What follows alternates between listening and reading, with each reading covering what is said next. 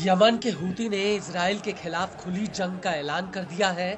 वहीं इजराइल अब इस बात पर माथापच्ची कर रहा है कि वो हूती पर सीधा हमला कैसे करे, क्योंकि यमन की दूरी इजराइल से करीब 2000 किलोमीटर है।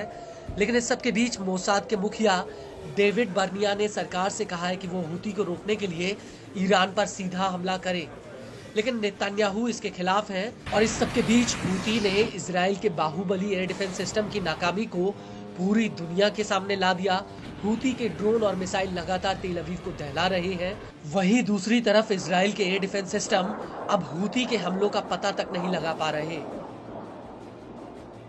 और अब इसी कड़ी में हूती ने लगातार चौथे दिन तेल अवीव पर एक और बड़ा हमला किया है। दरअसल हूती का कहना है कि उसने तेल अवीव पर 2 बड़े ड्रोन हमले किए। हूती ने पहला हमला कब्जे वाले याफा यानी तेल अवीव में एक अहम सैन्य टारगेट पर किया, जो अपने टारगेट पर एकदम सटीक लगा। वहीं दूसरा हमला कब्जे वाले एशकलोन शहर पर हुआ, जहां पर हूती ने एक इंडस्ट्रियल मिलिट्री जोन को निशाना बनाया। हूती के मुताबिक उसका ये हमला एकदम सटीक रहा। इस हमले को लेकर हूती के प्रवक्ता ब्रिगेडियर जनरल याहा सारी ने एक बयान भी दिया है। नफ़ज़ सिलाहुल जव्विल मुसय्यर फिल क़ुव्वात मुसल्लहत यमनिया अमलियतैन अस्करियतैन الأولى استهدفت هدفا حيويا حساسا للعدو الإسرائيلي في منطقة يافا المحتلة، وذلك بطائرة مسيرة، وقد حققت العملية هدفها بنجاح بفضل الله. والأخرى استهدفت المنطقة الصناعية للعدو الإسرائيلي في منطقة عسقلان المحتلة بطائرة مسيرة، وقد أصابت هدفها بدقة بفضل الله. आपको बता दें कि हूती ने इससे पहले 24 और 25 दिसंबर 2024 को लगातार तेल अवीव पर हाइपरसोनिक बैलिस्टिक मिसाइल फिलिस्तीन 2 से हमला किया था। लेकिन इन मिसाइल हमलों के अलावा हूती ने इजराइल और अमेरिका को एक और बड़ा झटका दिया है।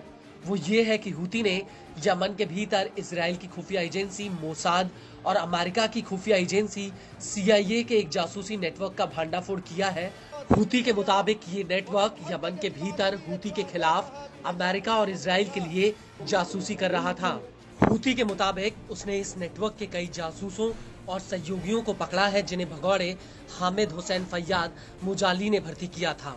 हूती के मुताबिक इन जासूसों को हूती के खिलाफ इंटेलिजेंस मिशन पर लगाया गया था, जिसमें इन्हें मिसाइल फोर्स, ड्रोन फोर्स और अन्य सैन्य अड्डों की जासूसी और उनका पता लगाने का जिम्मा सौंपा गया था।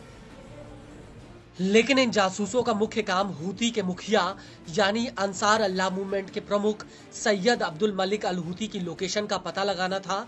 यहाँ पर आपको ये भी बता दें कि हाल ही में इजराइल के रक्षा मंत्री इजराइल काट्स ने हूती के नेताओं का पूरी दुनिया में कहीं पर भी सिर काटने का ऐलान किया था। और अब इस खबर के बाद ऐसा लगता है कि मोसाद के टारगेट पर हूती के मुखिया हैं।